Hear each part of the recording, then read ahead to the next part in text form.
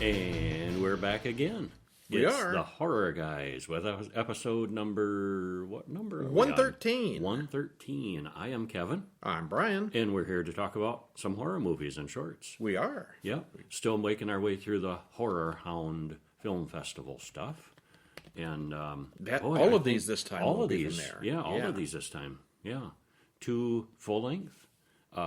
One called Sacrilege and one called The Stylist. Both new movies from 2020. Those both sound cool. Are they as good as it sounds in the titles? We'll see. Well, yeah. And a handful of shorts. 6 of them this time. Yes. Yeah, Okay, we usually more than do, a handful, because I've only got 5 fingers. So.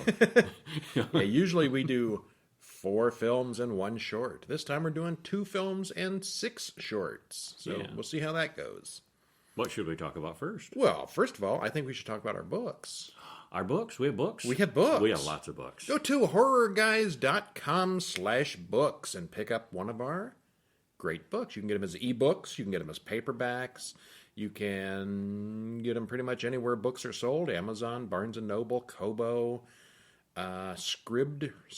I don't even know how you say that one. I always thought it was scribed. Could be. I've never heard anybody in authority say it, though. Yeah. I'm just not, and a whole bunch of other places. Including your local bookstore if you ask for it. And we've got 3 of the official Horror Guys books. We got the Horror Guys Guide to Shock Theater, Horror Guys Guide to Son of Shock. Both of those about the old-time Universal films. We got the Horror Guys Guide to Hammer Horror Films, which is one book covering all the Hammer horror, the British, mostly in color horror films from the 60s and 50s. And we got some fiction. And we got some fiction, Tales to Make You Shiver, 1 and 2, and a sextet of strange stagings, which is really hard to say. It's easier to find it in the show notes, but there are 6 nice stage plays that Kevin has written, several of which are bordering on the scary side. Very cool. Pick that up right away. All right, so where are we going to start? We should start with a short. Let's start with a short. Häuschen, a Heranca. Okay. Could that be any more German? Yeah, this one, Häuschen, a Heranca. So it's House, a Horror Tale from 2019. And I did not actually see this one. Yeah, you did. Oh, is this the one I did see? Yeah, you saw this one. Oh, this wasn't the one with the moving cheese board and all that. The bread that slices itself and no. I'm mixing up. Okay, go ahead. Yeah, you saw all of day 1 and day 2 of Horror Hound. You missed day 3. I'm thinking of an old silent one. Yeah, right. No. We all saw these. Okay, carry on. Yeah, I have not put any of the third day stuff online yet. Yeah, I missed the third day of Horror Hound. So yeah, this one is a foreign film. Written and directed by Pedro Martins and Paulo Oliveira. Stars Jose Raposo, Adrian Moniz, and Fernando Perez. And I'm wondering now if that's not a Spanish-made movie with those names. It sure sounds like it. It sure does. 15 minutes, link in the show notes. It's a dark and stormy night, and 2 travelers come to the door to charge their GPS. This is modern times. They have cell phones that don't work. The house doesn't have electricity, so that's a problem. And that is such a trope in horror movies, isn't it? GPS. How much longer will we be able to get away with that as technology continues to get better and better and worldwide coverage keeps getting better and better and they keep putting that in horror movies? GPS and cell phones have removed a lot of horror from the world. It has, yeah. But they keep trying to use it as a trope. Get out on a country road and you're completely lost. What you going to do? Look at usually your phone. Die in the 70s. Your car broke down, can't call for help. What you going to do? Die if you're in the 70s. Harder with modern movies, though. It sure does. Yeah. You got to find some reason it doesn't work. Yeah. This house, though, doesn't have any electricity, so that's a problem. Way out in the middle of the woods. Mm-hmm. The one-eyed proprietor offers them a really disgusting cake thing to eat. It's a creepy old place, but it's better than wandering around in the woods in the rain. Miguel is afraid of the old man, but Maria wants to stay the night. What do you do in a creepy old inn with a one-eyed man in the next room? Well, they decide to have sex. Of course. That's romantic enough right there, yeah. Well, he can't get it up because he's so terrified. So the cell phone's not the only thing that don't work here. Miguel sees the man watching him through the window, but Maria doesn't believe him. And then there's more. This subtitled film is well acted and looks really good. I thought it was very impressive looking. Once in a very great while, it really is the scary one-eyed taxidermy-loving innkeeper. You'd almost expect there to be a secret twist where he's the good guy, But there's more to it than that, not though. always. It's not all. And there's a reveal toward the end that is really good. Yes. Yes. Yeah, this was a good one. I Yeah, it remember is. enjoying it. Yeah. Talk about the killer across the street. Another short. The Killer Across the Street. The Killer. That'd be a good name for a movie, wouldn't it? It would be. It'd be a good name for a short film. And this was kind of a dark humor kind of one. Definitely, It was yeah. This is very- one of the funny ones. Very amusing, yeah. And creepy at the same time. Yeah. The Killer Across the Street 2021, written and directed by Adam Sakafico, stars Sybil Damar and Wally Marzano-Lesnovich. You're going to see that name everywhere soon, I'm sure. Runtime 19 minutes, and here we go.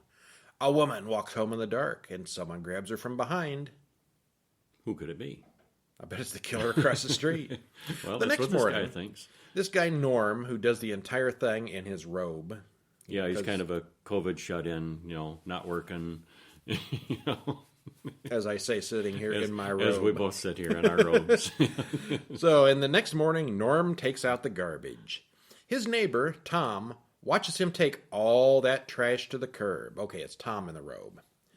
Tom doesn't have very much to do all day. He listens to the news explain how people and animals keep disappearing from around the neighborhood. His imagination runs away with him, and he starts imagining that Norm is a murderer. Is it real? Or is it all that pot he started smoking not too long ago? Tom sneaks over to Norm's house that night when Norm leaves. Tom finds more than he was expecting. This was a good one. Yeah, I like this one a lot, yeah. Didn't win any awards, which kind of surprised me, but it was pretty good. Yeah, well, It that's the was a trouble. good There's one. only so many awards, and there were so many good things. There were, I don't know, 50 or 60 shorts. I guess most of them couldn't win awards. Yeah. So it's kind of like a low-budget version of The Burbs. You've seen The Burbs. Yeah. Tom Hanks. There was and some reminiscence crazy of that. Yeah, a neighbor little stuff. bit of that, yeah. Norm isn't the biggest bad on the block, but the specifics are pretty entertaining. This is one of the funnier kidnapping and murder shorts. And the final line really Yes, explains murder it all. can be funny. Oh, murder good and hilarious sometimes. And one more short. How about Holdout? Also from 2021. Yeah, also a good one. Directed by Adam Richard Benish. Written by Mike Alfonsia. Mike Alfonsia is listed twice here for some reason. He wrote it. He liked it so much he wrote it twice. Wrote it twice. Stars Samantha Brown, Emily Strange, and Glenn Reed, 14 minutes. You say you like this one? I did. A couple argues. He needs to go to work, and she wants him to stay. He goes to a coffee shop, and the two of them text their argument some more. The coffee shop woman doesn't like social media and takes away his phone. Well, that's rude. Yeah. Go to Starbucks, and they confiscate your phone. So you can fully enjoy the coffee experience. Enjoy the It's sensuality of the coffee. Yes. I like coffee. I like coffee with phone. That was her approach, yeah. Yeah. Meanwhile, his girlfriend is flirting with him by text. Little does she know he lost his phone earlier. Oops. Oops. I wonder who's texting her then. Well, the texting gimmick is good. They look off to the side where we see the text messages on screen. So it's kind of fourth wall here. Yeah. At one point, the girl breaks the fourth wall and asks us if we should allow her boyfriend over. The long conversation in the coffee shop with the analog music girl seems to have nothing to do with anything. But actually, I thought that was the most interesting part of the film. It was interesting how it was made. Yeah, it was. A little different. Yeah, very different. I liked it. Yeah.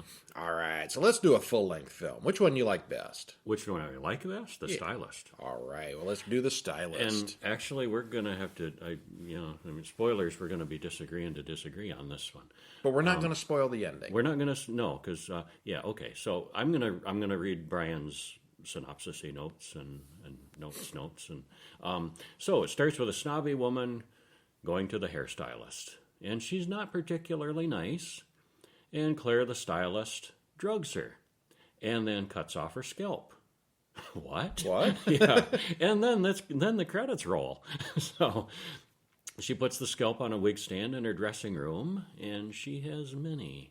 And I thought there was a little bit of a Phantom of the Opera vibe to her, definitely, to her lair. yes. Yeah, She got a lair. Her collection.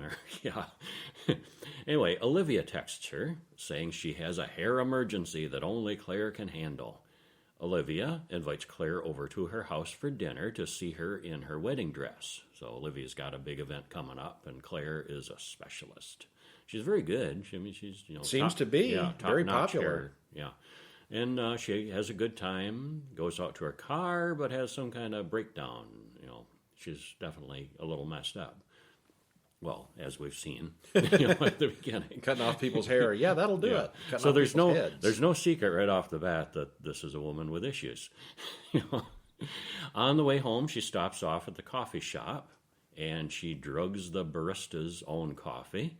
The barista passes out on the street, and Claire drags the body behind the counter to steal a new wig. Yeah, she's into this. Yeah. And the barista wakes up halfway through, and it gets messy and bloody and stabby. So next time someone says they like your hair, wear a hat. Yeah.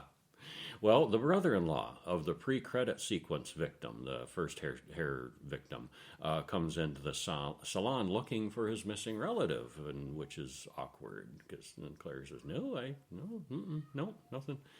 Well, meanwhile, Olivia invites Claire to a party. Well, Claire doesn't feel worthy to be in Olivia's social group, and she's a little insecure and awkward about it. And she should. And she should be. She's got this group of friends, this big group of friends, and suddenly they invite the hairdresser that knows no one, and no one knows her. Yeah, so it's awkward. Yeah, it is. Yeah. Well, Claire overhears a few of her friends trash-talking her in the restroom. Yeah. And Claire follows one of the friends home, and you're thinking, uh-oh, there's going to be another scalp made. But someone else is there, too, so there's no opportunity for mayhem. And she waits for them to go to sleep, and then breaks in. Now, was this the other victim that she kind of picked that seemed to be random because she couldn't get the one from the wedding party? Yeah. Well, she gets, another one. Violently. If you're in the mood to kill and you can't get your regular target, choose another one. Yeah. Well, several days pass, and Claire gets more and more reliant on Olivia's texts. She seems to be fixating on Olivia, and Olivia is getting less interested in Olivia's Claire. planning the dream wedding. Yeah, she's busy, and she's not thinking of Claire as a buddy. She's a necessary part of the wedding plan, but and Olivia's it's kind of like, Olivia's crushing on Claire, kind of, is the implication, and starting to obsess a bit, and Claire is getting a little stalkery, and Olivia's picking up on that, and that's kind of where we're going to stop on the synopsis, because stuff happens, stuff continues to happen, and Stalkers are never good, especially ones that will scalp you. My opinion of this one, the award-winning one, the one that took the top slot in the fest, I agree with. That was my number one favorite. Catherine's Lullaby. This was my number two, I think, overall. Okay, of all of them. Yeah. I don't think this was nominated for anything. And it wasn't prize-worthy in the festival. Okay. But in my book, of the ones I saw, all right. Well, this was my number two. My commentary here is that it's got a colorful, big-budget look, but the story is very slow-paced, stepping over the line that I thought into maybe the boring territory. Nuh-uh. Claire is creepy, but we don't really know why she's doing any of this. But that's what makes it intriguing.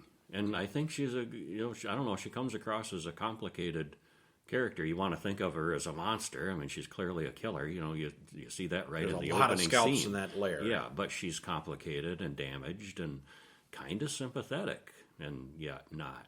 Okay. So it's weird. As the film moves on, the murders and the scalping is treated subordinately to the horror of having someone go through your closet. There is some of that, yeah. Yeah, stalkery. Yeah. She breaks time in and more dresses on, puts on Olivia's clothes, and yeah. As a guy, all the freaking out over weddings and hairstyles just doesn't make any sense to me.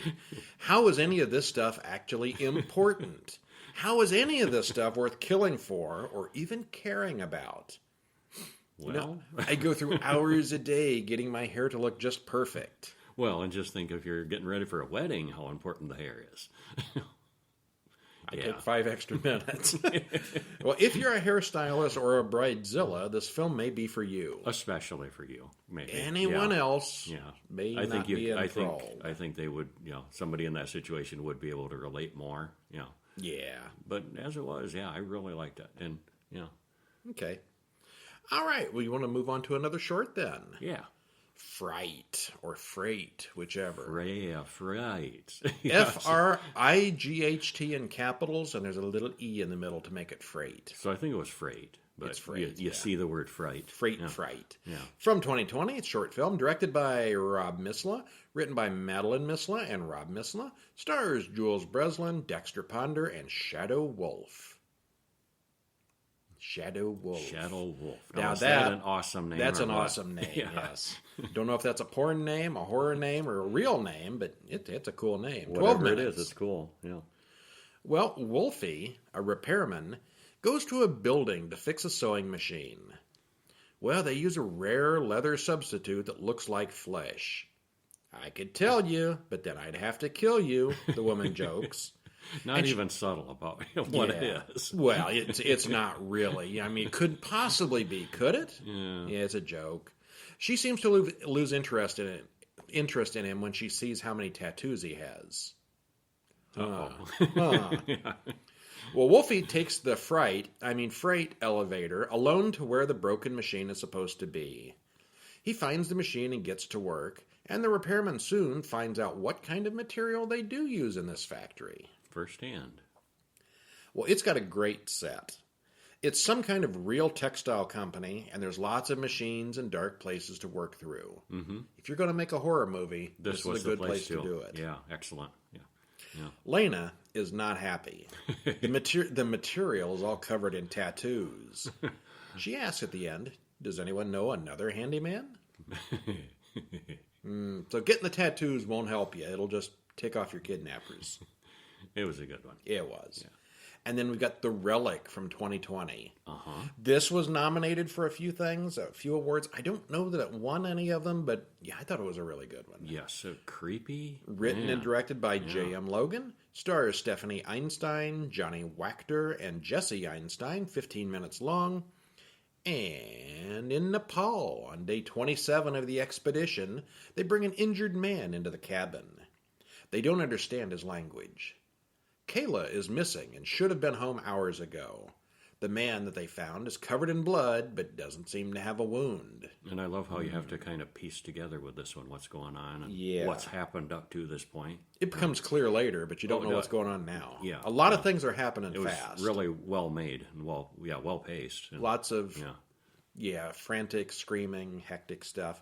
Well, Kayla comes to the door, and she's wounded and covered in blood as well. Jacob keeps screaming that it's the monster, but Marcus says that's just a story. It's never just a story. Kayla is screaming for the relic they found. She says the injured man is the one who hurt her. You have to kill him, she shouts. Jacob kills the man. Okay. The dead man turns out to be full of slime, and he's definitely not human, at least not anymore. Kayla takes the relic, and something epically strange happens. Indeed it does. Well, the moral of the story is don't go to Nepal, ever. and if you do, don't mess with the ancient artifacts. Lots of hectic stuff happens all at once, and there's lots of screaming and people talking over each other, which is usually annoying in my book. But when the creature finally shows its face, it's really, really good. And really bad news for the rest of the world. Good effects. Definitely. And our last short for the week is called House Hunting. And this is an older one from 2015 that was in the show, so I don't know why they have one this old. Maybe fun, it was though. never released. It's just a happy story of somebody looking for a new house. Yeah, Yeah, this was the happiest one. Yeah. Directed by Andrew Patrick Torres, Torres, written by Chris Lewis Carter, and stars Caitlin Rose Williams, Jack Guerin, and Nicholas Hargis. 8 minutes long. House Hunting from 2015. People start secretly sneaking into other people's house to take selfies just to feel the rush of invading someone else's personal space. And I thought this one was disturbing because it seemed so realistic. real. Yeah, it's a sort of stupid this could thing. Totally be real. Yeah. It's one of those social media, not memes exactly, but A trend. like that ice bucket challenge you saw. Everybody doing it for a while. It starts catching on, and A viral challenge. Sneak into someone's house and take a selfie. Well, it gets out of hand from there. It quickly becomes a viral movement, and there are only 3 rules. Don't take or break anything. Don't catch anything indecent or lewd on your camera. And, of course, don't get caught. And before long, the house hunters start working in packs. Creepy. Creepiness. So this is very good. It's a good concept since it's completely believable. The ending is a little abrupt, and they could have gone on with this idea for much longer. I think they could have made a full-length movie out of it, practically. Yeah. Yeah. Like The Purge or something. People breaking into the houses. Could be similar. Yeah. All right, and then we go to our final full-length movie for the week called Sacrilege, 2020. Sacrilege. Do we agree or disagree on this one? I think we slightly disagree. Okay. Not as strongly as on The Stylist.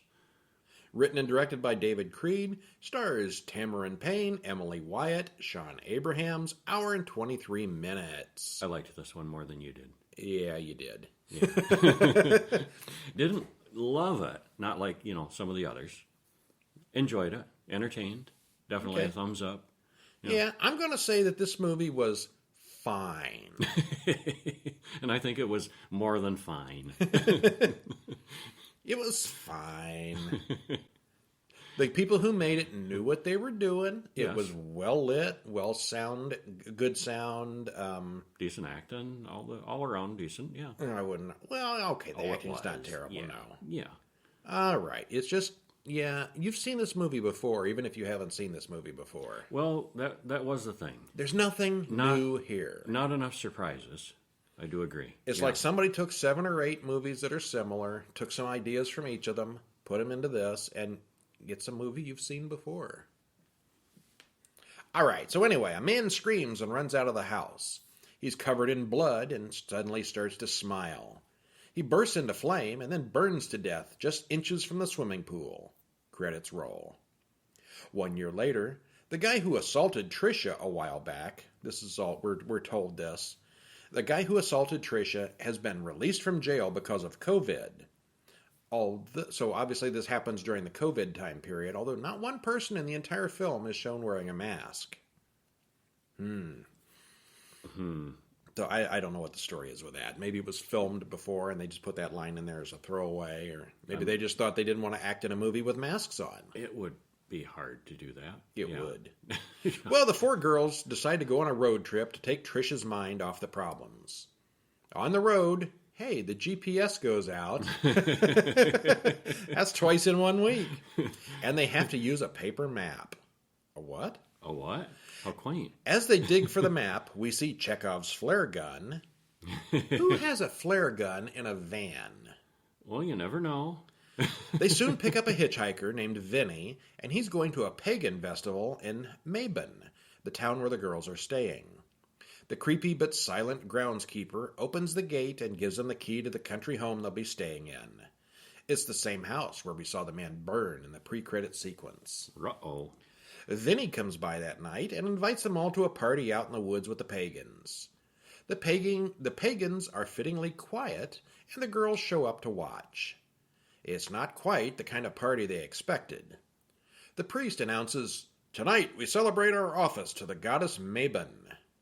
He has everyone write down their greatest fears, and then they burn the little slips of paper in the fire. I've seen things like that before, where people do that. Yeah. In real life. Except that usually it doesn't happen. It goes away. It doesn't.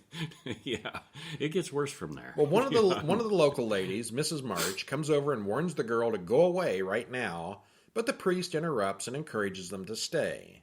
They all dance with the group to some evil country music.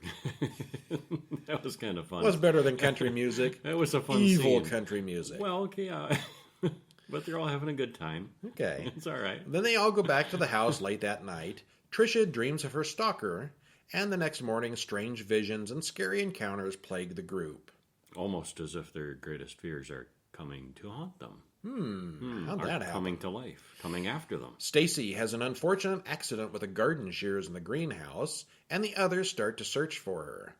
Mrs. March catches up to them as she tells them they're in great danger. You're all gonna die.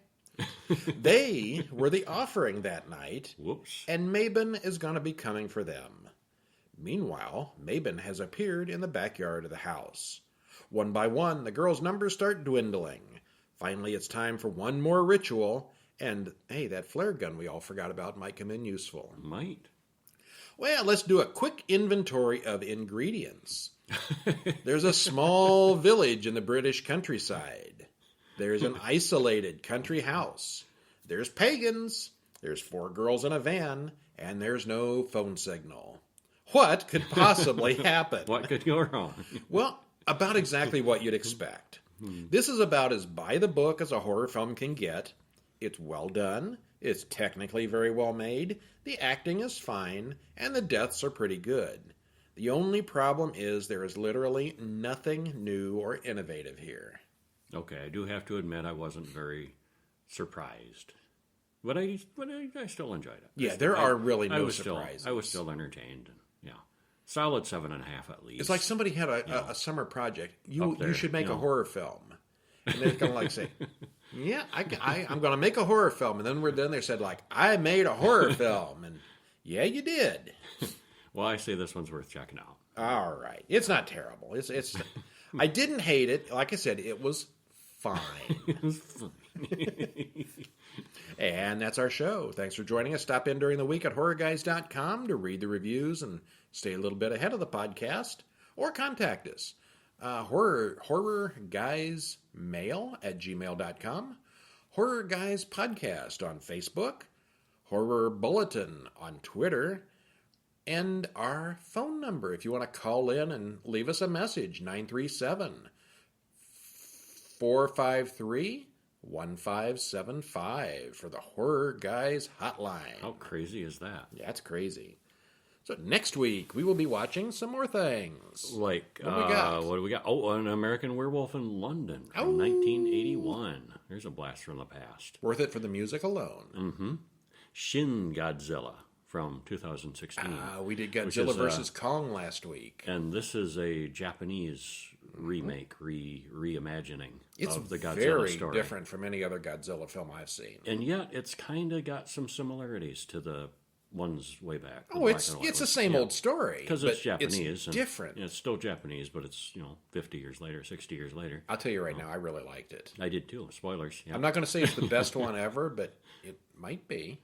And then we're going to go way back to see the Golem from 1920, a German silent film. Over 100 years old now. Wow. If you haven't seen this one, Google it. You can watch that one on YouTube for free. And it's maybe a little long for a silent film, but you should see it. It's good.